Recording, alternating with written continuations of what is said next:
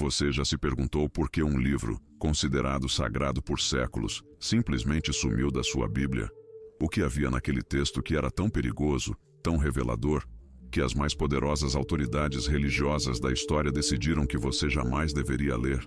Imagine só por um instante que tudo o que lhe ensinaram sobre as origens do mal, sobre os anjos, sobre os segredos do universo, foi cuidadosamente filtrado, retalhado. Que existia um livro que profetas, apóstolos e os primeiros cristãos consideravam absolutamente essencial para compreender a fé, e que esse livro foi deliberadamente apagado da história oficial. Esse livro existe. Chama-se o Livro de Enoque. E o que ele revela é tão extraordinário que vai mudar para sempre a sua compreensão da Bíblia, do cristianismo e dos mistérios que foram guardados a 7 chaves por quase 2 milênios. Não estamos falando de teorias infundadas, muito menos de especulações modernas. Estamos falando de um texto que o apóstolo Judas citou diretamente no Novo Testamento. Um livro que os padres da igreja primitiva estudavam e veneravam. Um manuscrito que foi encontrado entre os lendários manuscritos do Mar Morto, provando sua antiguidade e sua importância para as comunidades religiosas mais devotas da antiguidade. Então, a pergunta inevitável surge: por que ele foi eliminado? O que havia ali que era tão incômodo para o poder estabelecido? Hoje, vamos embarcar numa jornada extraordinária. Uma viagem que o levará das câmaras secretas do Vaticano às cavernas esquecidas de Qumran. Dos concílios onde se decidiu o destino das Escrituras aos mosteiros da Etiópia, onde esse conhecimento foi preservado contra todas as probabilidades. O que você vai descobrir não é um ataque à sua fé. Muito pelo contrário, é um convite a aprofundar-se nela, a entender as verdadeiras raízes daquilo em que você acredita, a conectar-se com um conhecimento que foi considerado poderoso demais para o povo comum. O livro de Enoque fala de anjos caídos que ensinaram tecnologia proibida à humanidade. Ele revela segredos dos céus que foram mostrados a um homem que andou com Deus e nunca experimentou a morte. Descreve profecias sobre o Messias que são tão detalhadas que é impossível ignorar sua conexão com Jesus de Nazaré, mas também contém informações que desafiavam diretamente a autoridade de Roma. Conhecimento que democratizava o sagrado.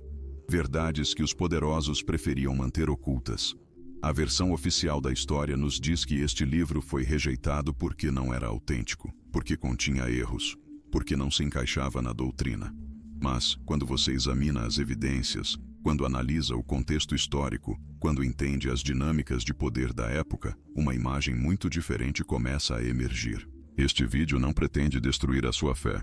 Pretende sim enriquecê-la, porque a verdade nunca foi inimiga da espiritualidade autêntica. O conhecimento genuíno sempre foi o caminho para uma compreensão mais profunda do divino. Vamos explorar 12 aspectos fundamentais desta história fascinante.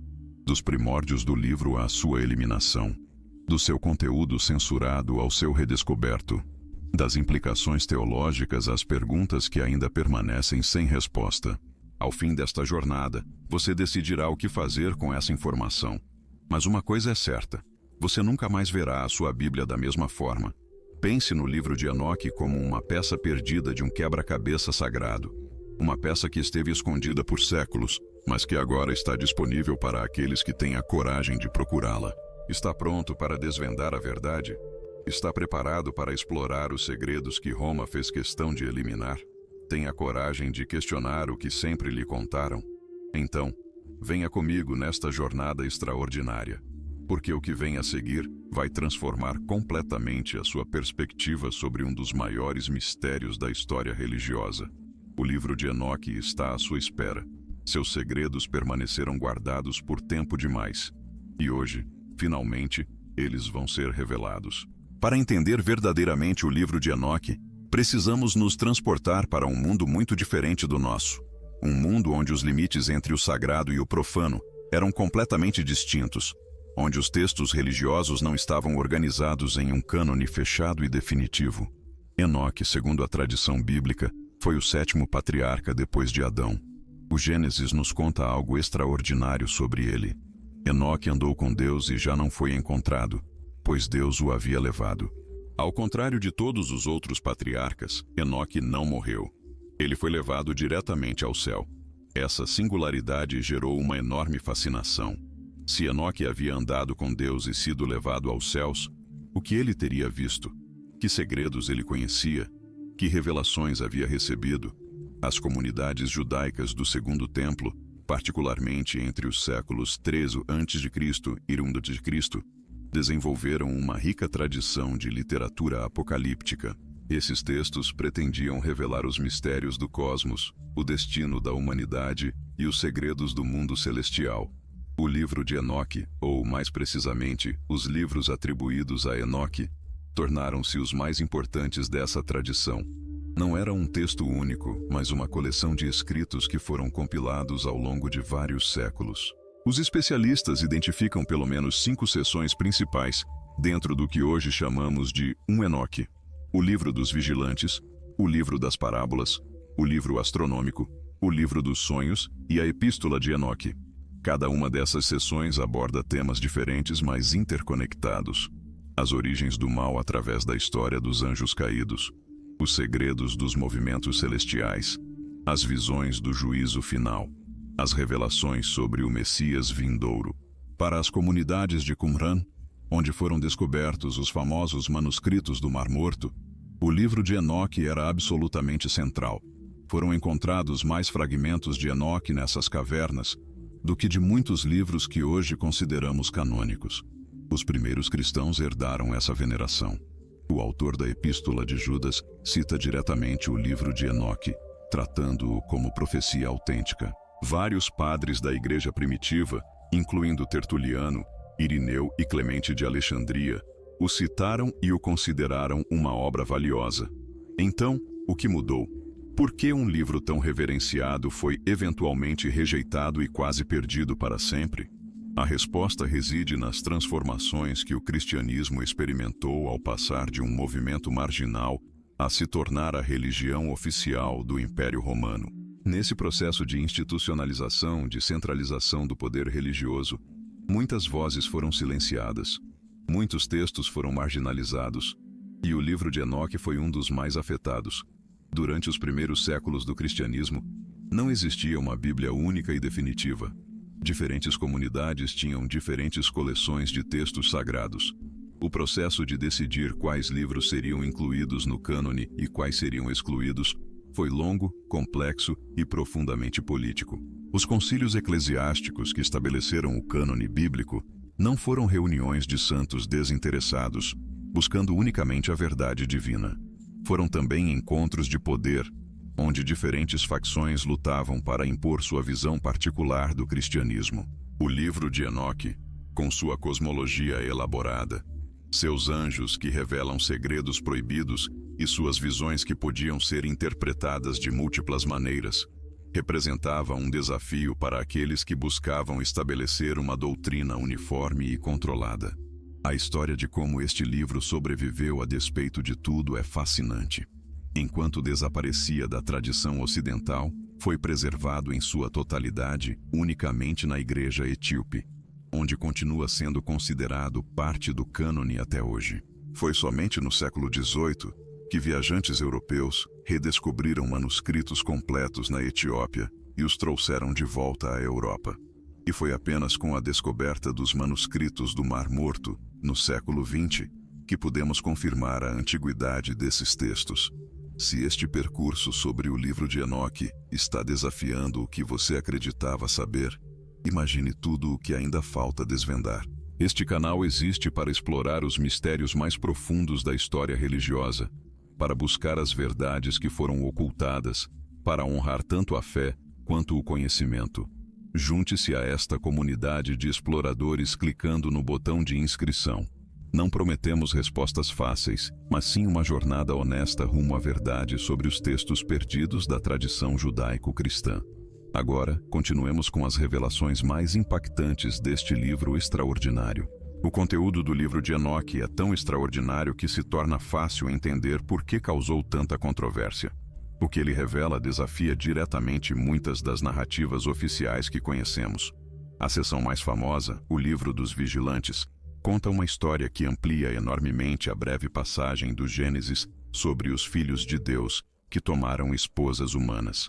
Segundo Enoque, 200 anjos desceram ao Monte Hermon e juraram um pacto para se unirem a mulheres humanas. Mas o verdadeiramente explosivo não é apenas a história de sua transgressão sexual. É o que esses anjos ensinaram à humanidade. Segundo o texto, eles revelaram conhecimentos proibidos: a metalurgia para fabricar armas, os cosméticos e a arte do adorno, a astrologia, os encantamentos, o conhecimento das raízes e das plantas. Essa narrativa apresenta uma visão da origem do mal radicalmente diferente da interpretação tradicional. O pecado original não foi apenas a desobediência de Adão e Eva, foi também a transmissão de conhecimento celestial que a humanidade não estava preparada para receber. Os gigantes nascidos dessas uniões, os Nefilim, trouxeram destruição à terra. Mas mais significativo ainda, o conhecimento transmitido corrompeu a humanidade de maneiras irreversíveis. A tecnologia da guerra, as artes da sedução, os segredos da magia, tudo isso, segundo Enoque, tem uma origem angelical caída. Pesquisas sobre o contexto histórico sugerem que essas narrativas refletiam tensões reais nas comunidades judaicas antigas. O conhecimento helenístico, com sua ciência, sua filosofia e suas artes, estava penetrando na cultura judaica. Alguns grupos viam essa influência como perigosa, como uma repetição do pecado dos vigilantes. Mas o livro de Enoque contém muito mais do que a história dos anjos caídos. As seções sobre as viagens celestiais de Enoque descrevem os segredos do cosmos com um detalhe assombroso: as portas por onde sai o sol, os depósitos dos ventos, os lugares onde as almas esperam o juízo. As parábolas de Enoque apresentam uma figura chamada o Filho do Homem, com características claramente messiânicas. Este ser pré-existente, sentado em um trono de glória, julgará os reis e poderosos da terra. As semelhanças com as descrições de Jesus nos evangelhos são tão evidentes que se tornam impossíveis de ignorar. Alguns especialistas propõem que os primeiros cristãos encontraram em Enoque um arcabouço interpretativo para entender Jesus. Outros sugerem que o livro de Enoque foi posteriormente modificado para incluir elementos cristãos. O debate continua, mas o inegável é a conexão profunda entre esses textos. A cosmologia de Enoque também apresenta desafios significativos. Suas descrições dos céus, dos movimentos celestiais, do funcionamento do universo, não se encaixam perfeitamente com as visões que a igreja medieval terminaria por adotar. O livro astronômico, por exemplo, apresenta um calendário solar de 364 dias, diferente do calendário lunar que posteriormente dominaria no judaísmo rabínico. Este conflito calendárico parece ter sido uma das razões das tensões entre diferentes grupos religiosos da época. Talvez o mais inquietante para as autoridades eclesiásticas fosse o acesso direto ao divino que Enoque representava. Aqui temos um ser humano que viaja pelos céus, recebe revelações diretas, conhece segredos que nem mesmo os anjos podem compartilhar livremente. Este modelo de espiritualidade direta, sem intermediários institucionais, representava um perigo para qualquer estrutura religiosa centralizada. Se um patriarca antigo podia receber revelações tão extraordinárias fora dos canais oficiais, o que impediria que outros reivindicassem experiências semelhantes? As fontes históricas preservam tradições que sugerem que o livro de Enoque foi utilizado por grupos considerados heréticos pela Igreja oficial. Os gnósticos, os maniqueístas, várias seitas que desafiavam a ortodoxia nascente, encontraram em Enoque apoio para suas visões alternativas do cosmos e da salvação. Essa associação com a heresia selou o destino do livro no Ocidente. Não bastava que tivesse origens antigas e veneráveis. Sua utilidade para os inimigos da Igreja oficial o convertia em um texto perigoso que devia ser suprimido. Para compreender verdadeiramente a importância do livro de Enoque, precisamos examinar alguns conceitos que frequentemente são mal interpretados ou desconhecidos por completo. O primeiro conceito crucial é o dos vigilantes, em hebraico, irim.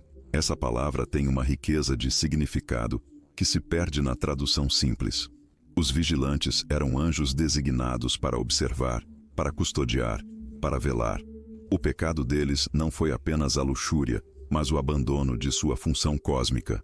Eles deixaram de vigiar dos céus para descer e misturar-se com a criação que deviam proteger. Essa compreensão transforma nossa visão do mal cósmico. Não se trata simplesmente de seres malvados fazendo coisas ruins. Trata-se de guardiões que abandonaram seu posto, de protetores que se converteram em destruidores, de luz que escolheu se tornar escuridão. O segundo conceito fundamental é o do Filho do Homem. Em aramaico, Bar Enesh significa literalmente filho de humano, uma expressão que simplesmente poderia se referir a qualquer ser humano. Mas no contexto das parábolas de Enoque, essa figura adquire dimensões cósmicas extraordinárias. Este Filho do Homem preexiste à criação. É eleito antes que o sol e as estrelas fossem formados. Ele se sentará em um trono de glória para julgar todas as nações. Os poderosos da terra tremerão diante dele. Quando Jesus se referia a si mesmo como o Filho do Homem nos Evangelhos, seus ouvintes judeus do primeiro século provavelmente tinham em mente essas tradições enoquianas. O título não era simplesmente uma forma humilde de autodesignação. Era uma reivindicação de identidade messiânica com implicações cósmicas profundas. O terceiro conceito que merece atenção é o dos segredos, ou mistérios celestiais. Em grego, mysterion, em hebraico, ras. O livro de Enoque está saturado dessa linguagem. Segredos que foram revelados a Enoque. Mistérios que agora podem ser conhecidos. Conhecimento oculto que se torna acessível. Essa mentalidade de revelação de segredos foi fundamental para o cristianismo primitivo. Paulo fala constantemente de mistérios revelados. O Apocalipse de João está estruturado como uma série de revelações de segredos celestiais. A influência da tradição enoquiana nesse padrão de pensamento é inegável. Mas é aqui que reside também o perigo que as autoridades eclesiásticas percebiam. Se os segredos divinos podem ser revelados a indivíduos particulares, quem controla o acesso à verdade? Se Enoque recebeu revelações diretas, que autoridade tem a instituição para determinar o que é verdadeiro e o que não é? A tensão entre revelação carismática e autoridade institucional marcou toda a história do cristianismo.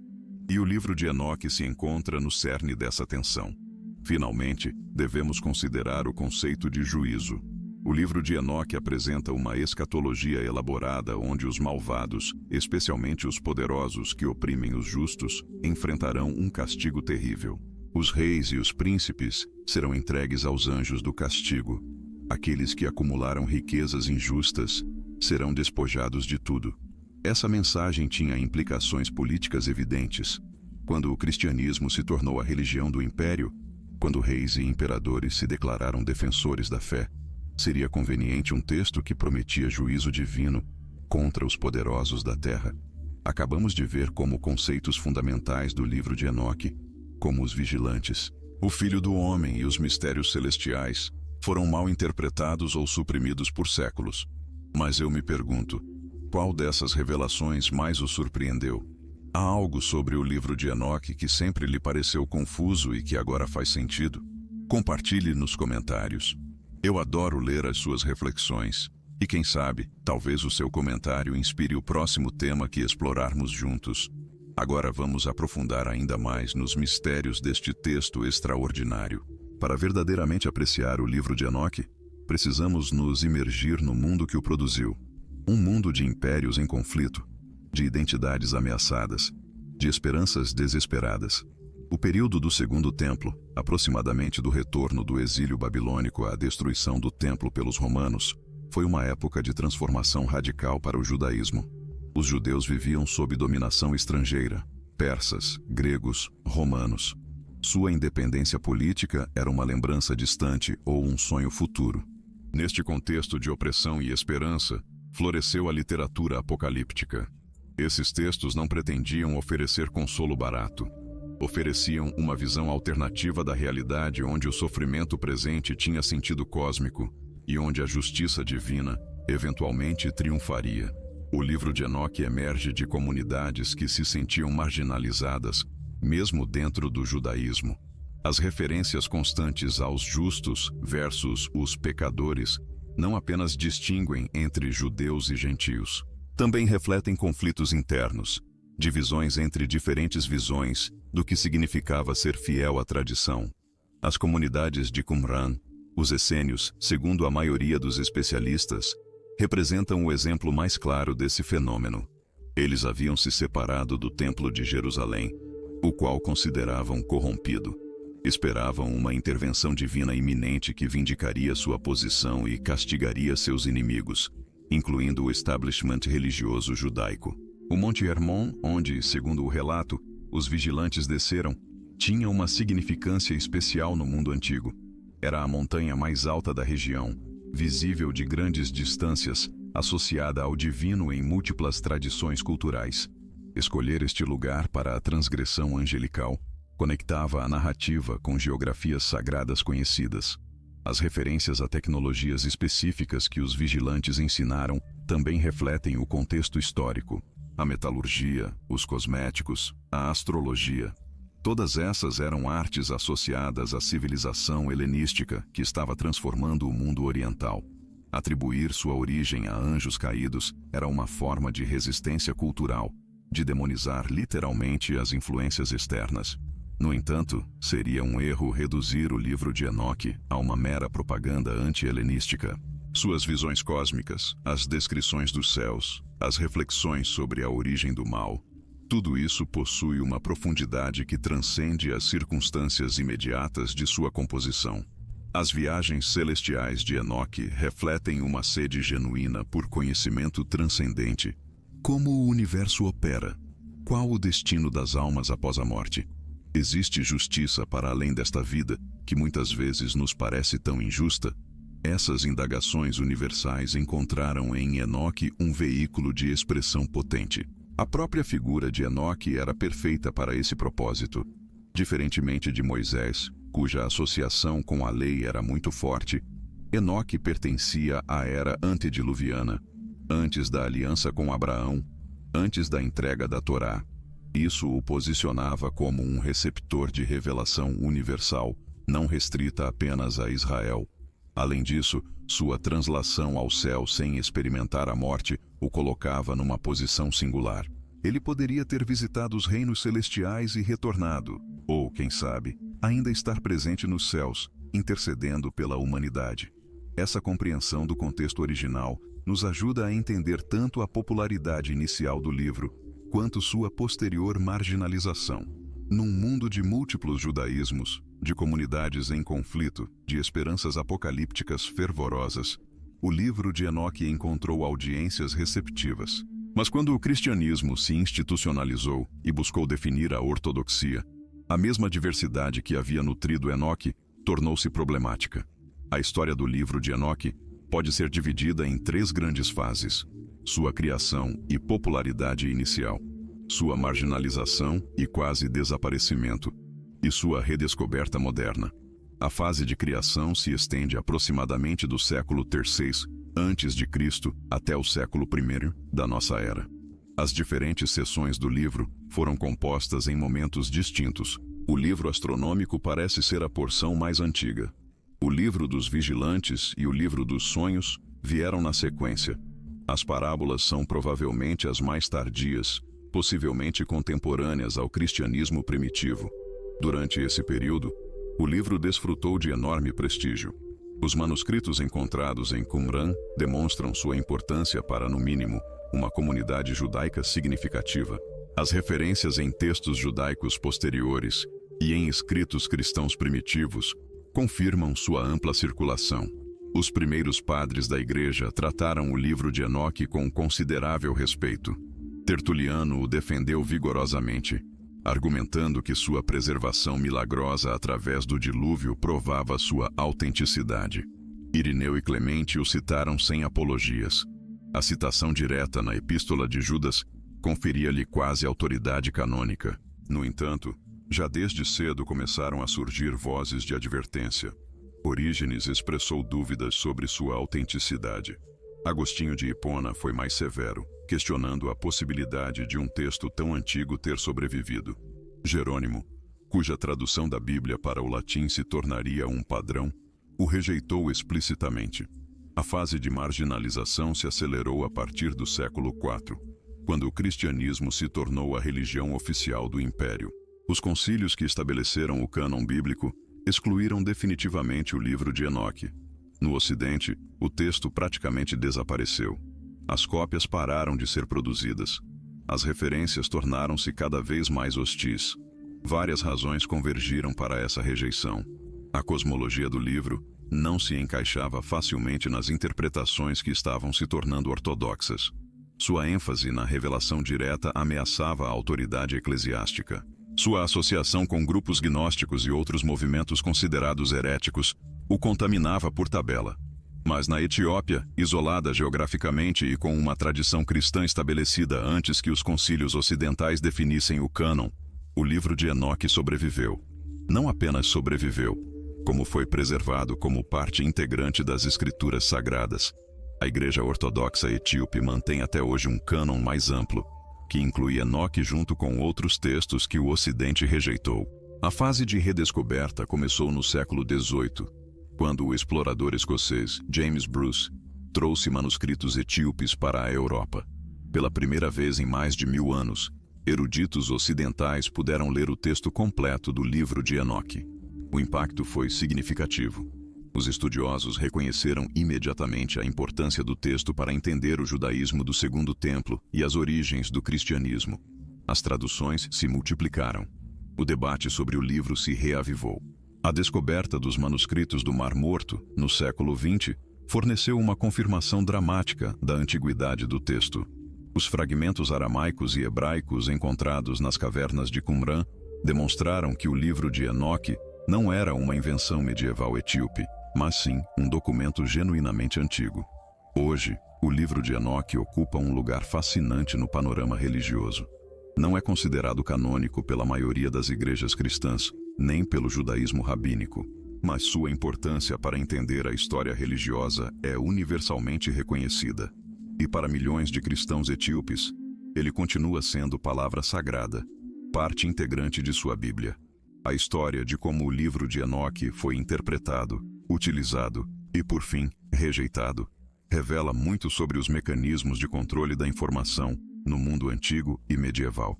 O primeiro nível de transformação ocorreu na tradução. O texto original foi composto principalmente em aramaico, com algumas seções possivelmente em hebraico. Foi traduzido para o grego e do grego para o etíope. Cada tradução implicou em decisões interpretativas que afetaram o significado. Os fragmentos aramaicos de Qumran nos permitem, em alguns casos, comparar versões e detectar diferenças. Algumas são menores, questões de vocabulário ou estilo.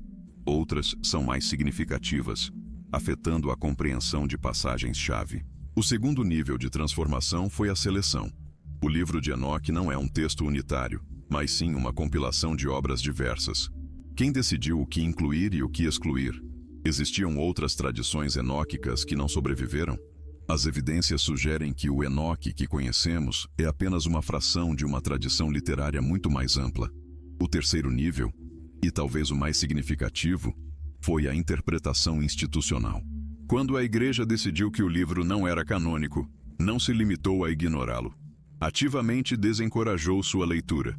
As menções em escritos posteriores frequentemente são hostis, advertindo contra seus erros e fantasias.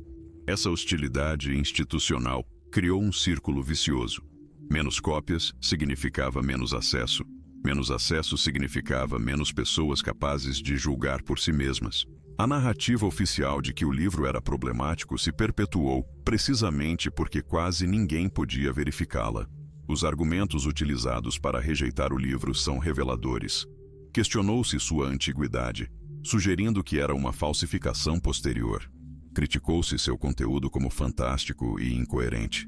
Associou-se a ele a heresia. Curiosamente, esses mesmos argumentos poderiam ser aplicados a textos que foram, sim, aceitos no cânon.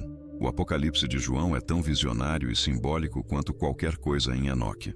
O Cântico dos Cânticos foi questionado por seu conteúdo aparentemente secular. As epístolas pastorais são consideradas pseudoepígrafas por muitos especialistas modernos. A diferença não estava na natureza intrínseca dos textos, mas sim nas decisões políticas e teológicas daqueles que detinham o poder de definir o cânon. O impacto dessa supressão foi duradouro. Gerações de cristãos cresceram sem conhecer um texto que foi fundamental para os primeiros crentes. Conceitos que eram comuns no cristianismo primitivo, como a elaborada angelologia de Enoque, tornaram-se exóticos ou suspeitos. Quando o livro foi redescoberto, muitos o acharam estranho precisamente porque haviam sido educados numa tradição que o havia excluído. O que antes era central havia se tornado periférico ou desconhecido. As traduções modernas também apresentam desafios. Traduzir um texto antigo, composto em múltiplos idiomas, transmitido através de manuscritos com variantes, exige decisões constantes. Diferentes tradutores produzem versões diferentes. O leitor moderno acessa uma interpretação de uma interpretação. Além disso, a popularização do livro em certos círculos gerou novas distorções.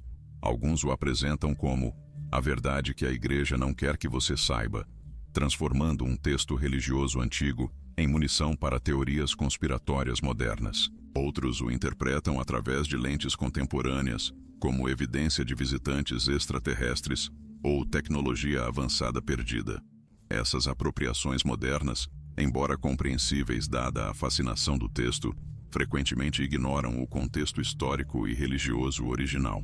O livro de Enoque não era ficção científica para seus autores e leitores originais. Era a revelação sagrada que explicava o cosmos e a condição humana. Recuperar o significado original exige um esforço consciente de contextualização.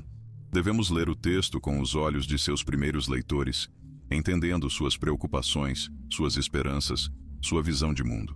Só então podemos apreciar tanto seu valor histórico quanto sua relevância contínua. As evidências que apoiam a importância e a antiguidade do livro de Enoque são substanciais e múltiplas. Examiná-las nos permite fundamentar nossa compreensão em bases sólidas. A evidência mais dramática provém dos manuscritos do Mar Morto, descobertos a partir de 1947 nas cavernas próximas ao Mar Morto. Entre os milhares de fragmentos encontrados, foram identificados inúmeros manuscritos do livro de Enoque. Esses fragmentos, escritos principalmente em aramaico, datam aproximadamente do século II a.C. até o século I da nossa era. Sua existência demonstra inequivocamente que o livro de Enoque circulava em comunidades judaicas séculos antes da era cristã. Significativamente, foram encontradas cópias de todas as seções de Enoque, exceto as parábolas. Isso gerou debate sobre a antiguidade dessa seção particular e sua relação com o cristianismo. Alguns especialistas propõem que as parábolas são de origem cristã. Outros argumentam que sua ausência em Qumran pode ser coincidência ou refletir preferências particulares dessa comunidade. A segunda linha de evidência é textual. O Novo Testamento contém referências claras ao livro de Enoque. A mais explícita está na Epístola de Judas, versículos 14 e 15, que cita diretamente Enoque profetizando sobre o juízo vindouro. Essa citação é extraordinária. Um autor do Novo Testamento, escrevendo o que se tornaria escritura canônica, cita Enoque como profeta legítimo. Não o trata como fábula ou tradição humana, mas sim como profecia autêntica. Além dessa citação direta, especialistas identificaram inúmeras alusões ao livro de Enoque em outros textos do Novo Testamento. A linguagem do Filho do Homem, nos Evangelhos. As referências a anjos que pecaram em 2 de Pedro. Elementos da visão celestial no Apocalipse. A terceira evidência provém dos escritos patrísticos. Os padres da Igreja dos primeiros séculos citaram e discutiram o livro de Enoque extensivamente. Essas referências nos permitem rastrear como o livro foi percebido ao longo do tempo. Tertuliano, escrevendo por volta do ano 200, defendeu vigorosamente a autenticidade de Enoque. Argumentou que o livro havia sido preservado por Noé e transmitido através das gerações. Para Tertuliano, a citação em Judas era prova suficiente de seu caráter inspirado. Clemente de Alexandria e Orígenes também o citaram, embora com diferentes níveis de aceitação.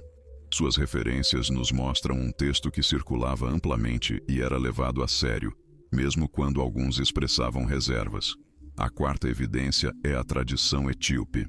A Igreja da Etiópia preservou o texto completo do livro de Enoque quando o Ocidente o perdeu. Essa preservação não foi acidental. Ela reflete uma tradição teológica que valorizou o texto e o manteve como parte do cânon sagrado. Os manuscritos etíopes mais antigos datam aproximadamente do século XV, mas a tradução do grego para o etíope, GS, provavelmente ocorreu muito antes, possivelmente no século IV ou V. Essa continuidade textual nos permite acessar um texto que, de outro modo, teria se perdido completamente. Finalmente, evidências arqueológicas e epigráficas apoiam o contexto histórico do livro. As referências geográficas, as práticas culturais descritas, os padrões linguísticos, todos são consistentes com uma origem no período do Segundo Templo. O que ainda não sabemos com certeza inclui a identidade dos autores originais, as circunstâncias exatas de composição de cada seção e os processos editoriais que produziram a forma final do texto. Essas áreas continuam sendo objeto de pesquisa e debate acadêmico. Percorremos evidências fascinantes sobre o livro de Enoque. Mas agora eu gostaria de saber: de onde você está assistindo a este vídeo? De que cidade ou estado brasileiro, ou até mesmo de outro país, você nos acompanha nesta busca por conhecimento sobre os textos perdidos da tradição bíblica? Escreva sua localização nos comentários. É fascinante ver como pessoas de todo o mundo buscam as mesmas respostas sobre os mistérios das Escrituras antigas. E agora, passemos a um dos capítulos mais reveladores desta história. Compreender por que o livro de Enoque foi marginalizado exige examinar as dinâmicas de poder que operavam na Igreja Antiga. Não podemos reduzir a exclusão a uma conspiração maligna, mas tampouco podemos ignorar os interesses políticos em jogo. O cristianismo do século IV era radicalmente diferente do movimento do século I. De uma seita perseguida, havia passado a ser a religião oficial do império mais poderoso do mundo conhecido. Com esse poder, vieram responsabilidades e tentações que os primeiros cristãos jamais imaginaram.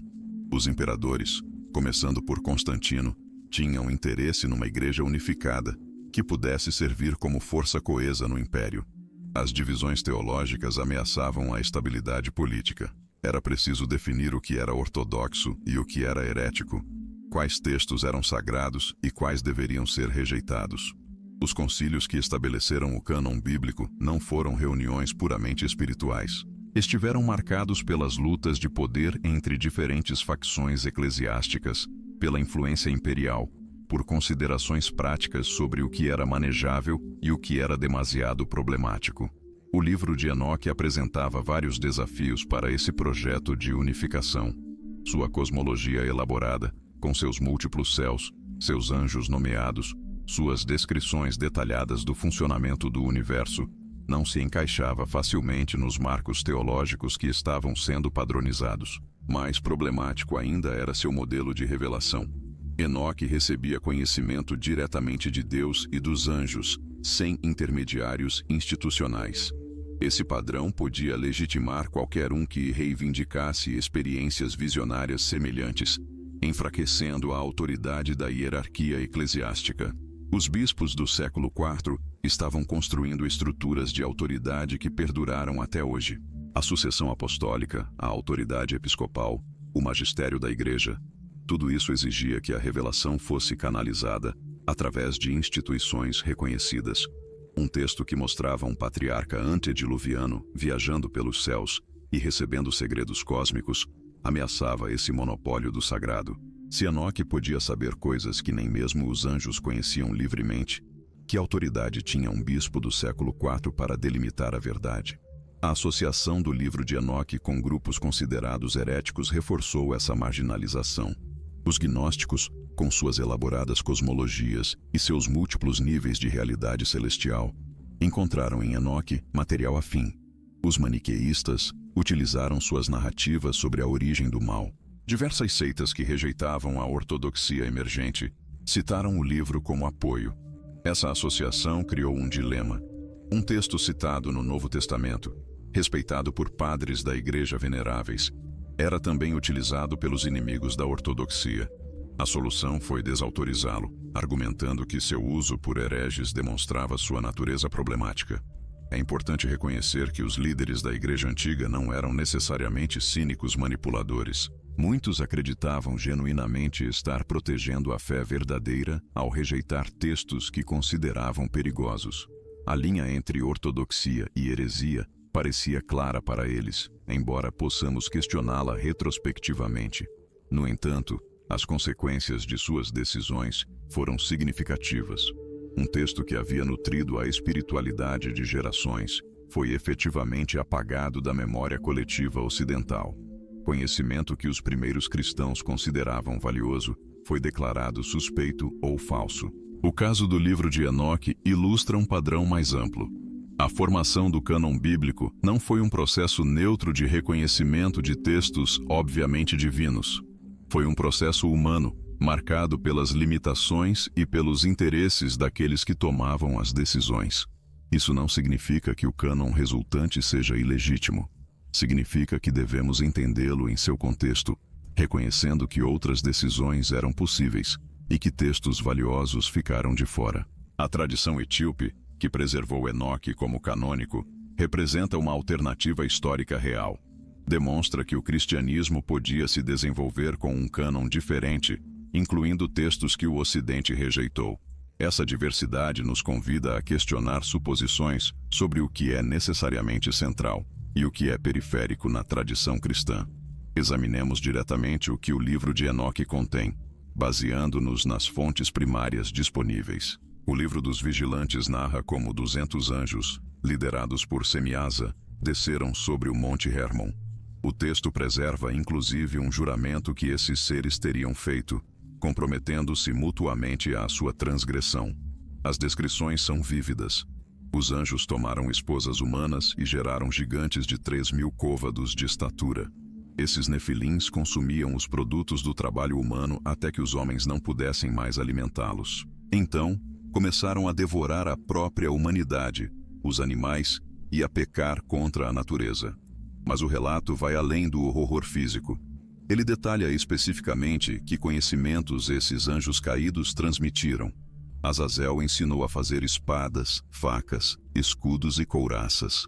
Ensinou às mulheres os braceletes, os ornamentos, o uso do antimônio e o embelezamento das pálpebras. Revelou as pedras preciosas e os tintes. Outros anjos ensinaram os encantamentos, o corte de raízes, a astrologia, as constelações, o conhecimento das nuvens, os signos do sol, o curso da lua. O conhecimento proibido abrangia tanto a tecnologia quanto a magia, tanto a ciência quanto o oculto. O texto apresenta esses conhecimentos como intrinsecamente problemáticos, não porque o conhecimento seja mau em si mesmo, mas porque foi transmitido prematuramente, fora da ordem divina. A humanidade não estava preparada para essas revelações. O resultado foi corrupção e destruição. As sessões de viagens celestiais narram como Enoque foi levado aos céus por anjos guias. Ele vê as prisões onde anjos caídos são castigados. Contempla os depósitos dos elementos naturais. Observa os mecanismos que governam o cosmo. Essas visões possuem um propósito teológico claro.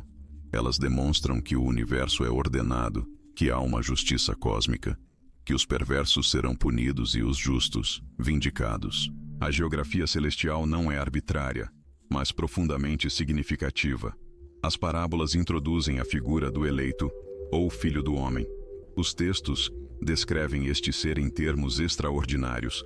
É chamado aquele cujo rosto tinha a aparência de um homem, mas cujo semblante estava cheio de graça, como o de um dos santos anjos. Este filho do homem preexiste. As fontes indicam que ele foi nomeado perante o Senhor dos Espíritos, antes mesmo que o sol e as estrelas fossem criados. Ele se sentará no trono de glória e julgará todas as nações. Reis e poderosos da terra serão humilhados diante dele. O paralelo com as descrições de Jesus nos Evangelhos e no Apocalipse é evidente. Quer o cristianismo tenha influenciado estas sessões de Enoque, quer Enoque tenha influenciado o cristianismo, quer ambos tenham derivado de tradições anteriores comuns, a conexão é inegável. A Epístola de Enoque, a seção final, contém exortações éticas e promessas escatológicas. Ela adverte contra os pecadores, especialmente aqueles que oprimem os justos. Promete vindicação para os fiéis que sofrem. Um tema recorrente é a crítica aos ricos e poderosos. As fontes preservam denúncias contra aqueles que acumulam prata e ouro, que constroem casas com o suor alheio, que confiam em suas riquezas. O juízo vindouro reverterá essas injustiças. Essa mensagem social radical pode ter contribuído para a marginalização do livro.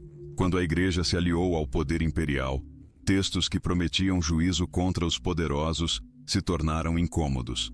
O consenso acadêmico atual reconhece o livro de Enoque como um documento inestimável para entender o judaísmo do Segundo Templo e as origens do cristianismo. Não há consenso sobre sua inspiração divina, mas sim sobre sua importância histórica e religiosa. Após examinar as evidências, surge a pergunta inevitável: como devemos nos relacionar hoje com o livro de Enoque? Como reconciliamos perspectivas aparentemente conflitantes? A primeira verdade que devemos reconhecer é que a exclusão do cânon não equivale à falta de valor. Muitos textos que não estão na Bíblia possuem importância histórica, espiritual e até devocional. As categorias de canônico e não canônico, embora úteis, não são absolutas. A tradição etíope demonstra que é possível ser cristão fiel enquanto se inclui Enoque entre as escrituras sagradas. Milhões de crentes ao longo de séculos encontraram neste texto nutrição espiritual legítima. Sua experiência merece respeito, não condenação. Para quem pertence a tradições que não consideram Enoque canônico, o livro pode ser lido como o que indubitavelmente é: uma testemunha inestimável do pensamento religioso judaico no período intertestamentário, um texto que influenciou profundamente os primeiros cristãos, uma janela para mundos espirituais que de outro modo permaneceriam fechados. Ler Enoque não ameaça necessariamente a fé. Pode aprofundá-la ao revelar as raízes históricas de conceitos que tomamos como certos. Quando entendemos de onde vem a linguagem do Filho do Homem, ou as imagens do juízo final, ou as concepções dos anjos caídos, ganhamos apreciação pela riqueza da tradição. A segunda reconciliação necessária é entre fé e conhecimento histórico. Alguns crentes se sentem ameaçados pelo estudo crítico dos textos sagrados. Temem que examinar a história humana da formação do cânon mine a autoridade divina das Escrituras. Mas essa tensão é desnecessária. Reconhecer que o cânon foi formado por decisões humanas em contextos históricos específicos não nega que Deus possa ter guiado esse processo. A providência divina pode atuar por meio de instrumentos humanos, incluindo concílios, debates e decisões eclesiásticas. O que esse reconhecimento faz é nos convidar à humildade. Se as decisões sobre o cânon foram humanas, elas estão sujeitas às limitações humanas. Podemos valorizar o cânon recebido enquanto reconhecemos que outras configurações eram possíveis e que textos excluídos podem ter valor genuíno. A terceira reconciliação é entre diferentes tradições cristãs. O fato de a Igreja Etíope considerar Enoque canônico enquanto outras igrejas não o fazem é uma realidade que devemos abraçar, não resolver forçadamente. O cristianismo sempre foi diverso. As diferenças entre Oriente e Ocidente, entre católicos, ortodoxos e protestantes, entre inúmeras denominações, são parte da história da fé. Essa diversidade pode ser vista como fraqueza ou como riqueza. O caso de Enoque nos convida a aprender de tradições diferentes da nossa. Os cristãos ocidentais podem se beneficiar da perspectiva etíope, assim como a Igreja Universal se enriqueceu quando diferentes tradições compartilham seus dons particulares. A quarta reconciliação é entre a autoridade do texto e a autoridade da comunidade interpretativa. O livro de Enoque não fala por si só. Ele requer interpretação. E a interpretação sempre ocorre dentro de comunidades com tradições, pressupostos e perspectivas particulares. Reconhecer isso não relativiza o texto. Significa levar a sério que a leitura das Escrituras é um ato comunitário e tradicional, não apenas individual e instantâneo. As comunidades que preservaram e leram Enoque durante séculos possuem conhecimentos que o leitor novato não tem. Finalmente, devemos reconciliar a curiosidade com o respeito. O livro de Enoque fascina por boas razões. Suas narrativas são extraordinárias, suas visões são vívidas, Seus mistérios são intrigantes. Mas essa fascinação deve vir acompanhada de respeito pelo texto como documento religioso, não como mero entretenimento ou curiosidade exótica. Os autores e leitores originais de Enoque não o viam como ficção científica ou fantasia. Eles o consideravam revelação sagrada que explicava verdades fundamentais sobre Deus, o cosmo e a humanidade. Abordar o texto com esse reconhecimento, ainda que não compartilhemos todas as suas premissas, honra tanto a integridade do documento quanto nossa própria busca por compreensão. Percorremos juntos um caminho extraordinário, das cavernas de Qumran aos monastérios da Etiópia, dos concílios do século IV aos debates acadêmicos do século XXI, das origens do mal, segundo os vigilantes, às visões do Filho do Homem em glória. O livro de Enoque não é simplesmente um texto antigo de interesse arqueológico. É uma testemunha viva de uma tradição espiritual que nutriu profetas, apóstolos e santos. É uma voz que foi silenciada, mas que se recusa a calar. É um espelho que nos convida a examinar nossas próprias suposições sobre o que é sagrado e quem decide. O que descobrimos juntos revela verdades incômodas, mas libertadoras. O cânon bíblico que conhecemos não desceu do céu completamente formado. Foi o resultado de decisões humanas, tomadas em contextos específicos, influenciadas por fatores políticos, teológicos e práticos. Essa realidade não diminui a importância das escrituras que possuímos, mas nos convida a uma relação mais madura com a tradição. Uma relação que pode incluir agradecimento pelo que recebemos e curiosidade pelo que foi excluído. O livro de Enoque nos lembra que a revelação divina é mais ampla do que às vezes imaginamos, que comunidades diversas ao longo da história encontraram Deus em textos diferentes, que a busca pela verdade espiritual não precisa se limitar às fronteiras que outros traçaram. Se você chegou até aqui, é porque é daquelas pessoas que não temem fazer as perguntas difíceis, que valorizam o conhecimento tanto quanto a fé, que entendem que questionar não é o oposto de crer, mas uma forma profunda de engajamento espiritual.